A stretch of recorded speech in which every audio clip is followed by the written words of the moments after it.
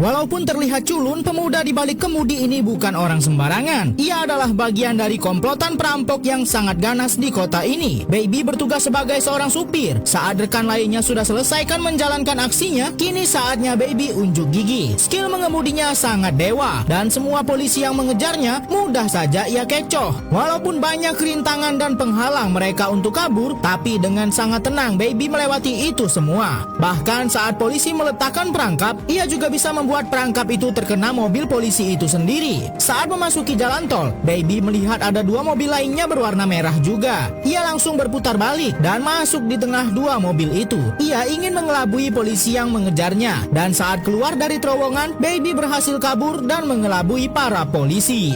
Setelah berhasil kabur dari kejaran para polisi, mereka langsung menuju ke gedung parkir dan menukarkan mobil mereka. Para perampok ini pun berhasil menyelesaikan misi mereka kali ini. Pemuda bernama Baby inilah yang menjadi penyelamat dengan skill mengemudinya yang sangat dewa. Mereka pun langsung membagikan hasil kerja mereka, dan masing-masing dari mereka mendapat satu tas uang senilai jutaan dolar. Namun ternyata setiap satu misi yang berhasil, Baby harus mengembalikan uangnya kepada bos, dan hanya mendapat sedikit uang karena Baby masih banyak hutang dengan bosnya ini. Baby hanya butuh satu misi lagi untuk melunasi semua hutangnya dengan bos. Beberapa minggu kemudian, Baby pun akhirnya mendapat panggilan lagi untuk menjalankan misi terakhirnya untuk melunasi hutangnya kepada sang bos. Namun sepertinya tim kali ini terlihat meremehkan Baby.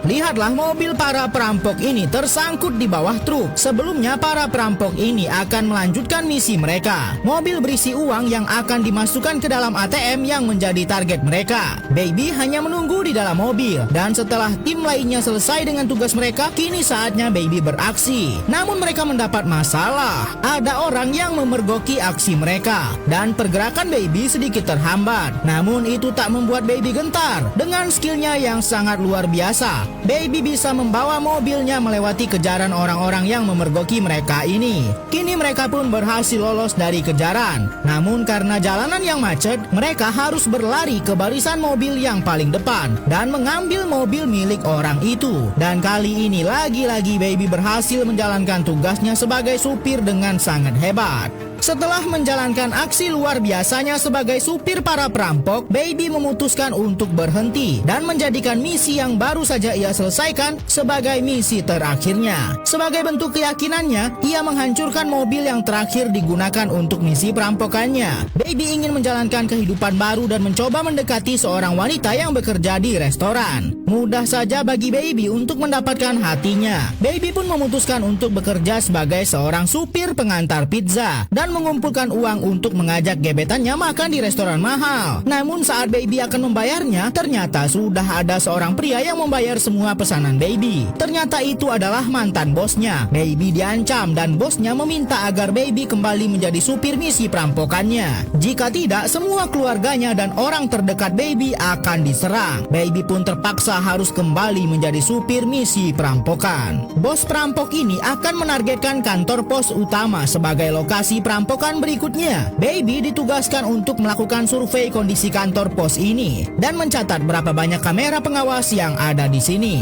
Setelah mendapat informasi yang cukup, Baby pun bertemu dengan tim perampokan lainnya. Setelah membahas rencana, bos mereka memerintahkan untuk segera menemui rekannya yang bisa memberikan mereka senjata terbaik untuk melakukan misi kali ini. Namun salah seorang anggota perampok sadar kalau para penjual senjata ini adalah mantan anggota kepolisian. Karena ia ada dendam dengan polisi, si botak ini malah menyerang rekan bosnya sendiri. Setelah semua penjual senjata ini rata di tangan mereka, barulah mereka pergi dengan membawa senjata milik rekan bos mereka. Seperti biasa, Baby tetap menunggu di mobilnya dan akan beraksi setelah perampokan selesai. Namun saat rekannya sudah kembali, Baby malah tak mau jalan dan hanya diam saja. Ia terus didesak dan malah menabrakkan mobilnya sampai salah satu rekannya tertancap besi. Entah apa yang ada di pikiran Baby, ia malah kabur begitu saja dan tak menyelesaikan misi kali ini. Tentu saja kini pergerakan mereka menjadi perhatian polisi. Walaupun Baby sudah merubah penampilannya, tetap saja keberadaannya terdeteksi oleh pasukan kepolisian. Saat Baby mencoba kabur dengan mobil curian barunya, ia malah tak sengaja menabrak mobil rekannya sendiri dan kini mereka semua malah terkepung.